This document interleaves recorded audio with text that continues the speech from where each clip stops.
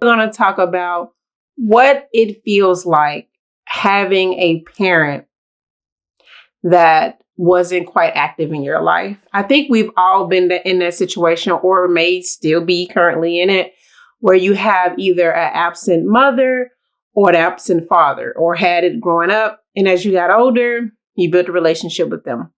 Well, that was the case for me. So growing up, my dad had full custody of my brother and I, and my mom was the one that wasn't present in our lives. So growing up, not having your biological mom hits a little different. Yes, I did have a mom that took care of me and raised me, but you still have that. You still feel the neglect of not having your biological mom in the picture in some aspect. For a long time, we would have visitation from time to time where we would see her, but we kind of over time strayed away from it. My dad and my mom didn't really get along.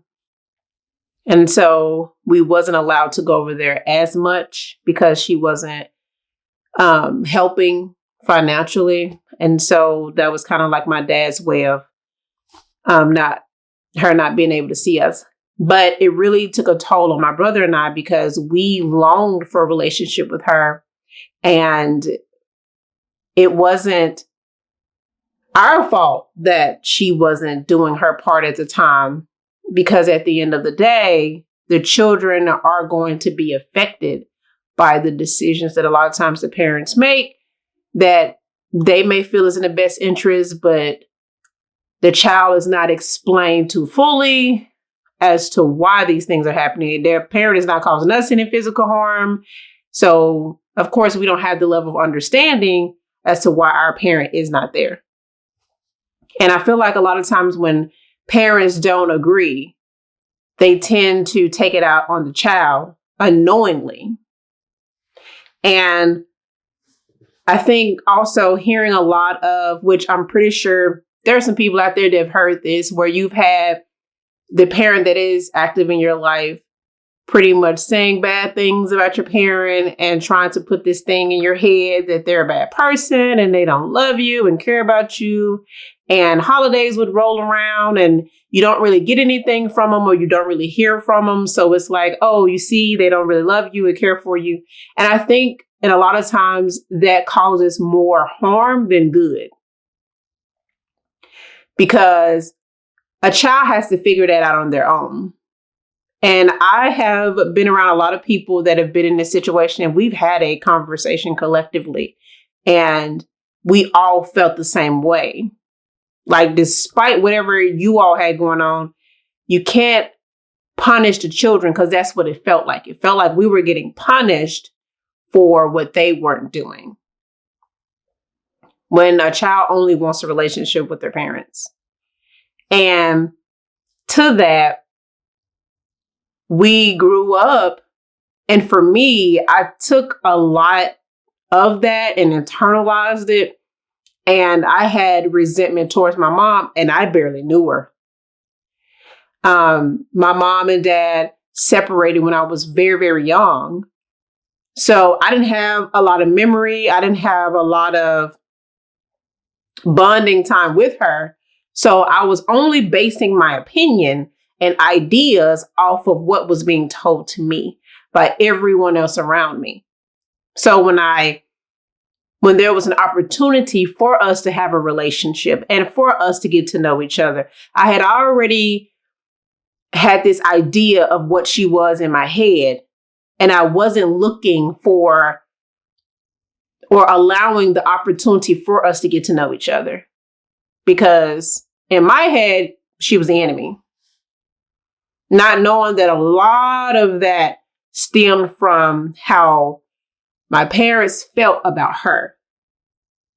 Nothing to do with the children, just more so about how the parents felt. And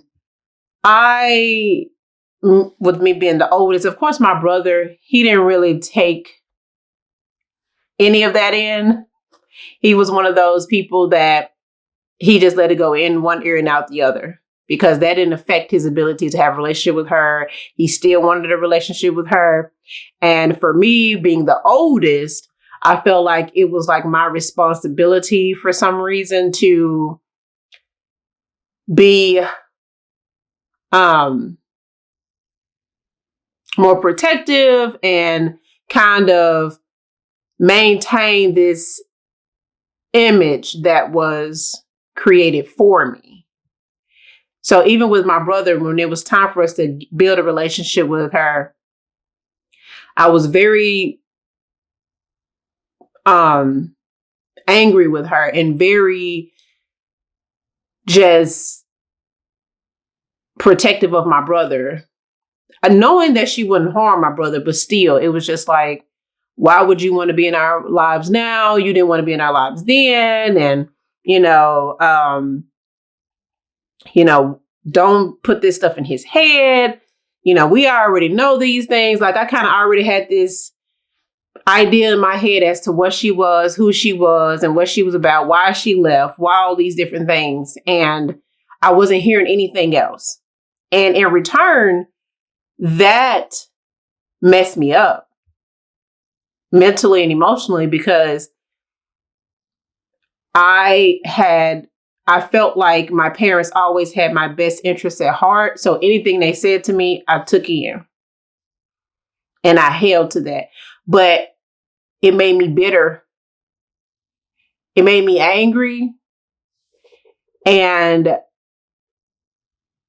that's bad for a child to develop at a young age. And it's bad to plant those ideas in a child at a young age, because in a lot of relationships outside of that, you function in the same way. And of course, at that time, parents do what they feel like is the best, and, I'm not mad at that, but I feel like when it comes to children and their parents that are not involved in their life, tell them the bare minimum.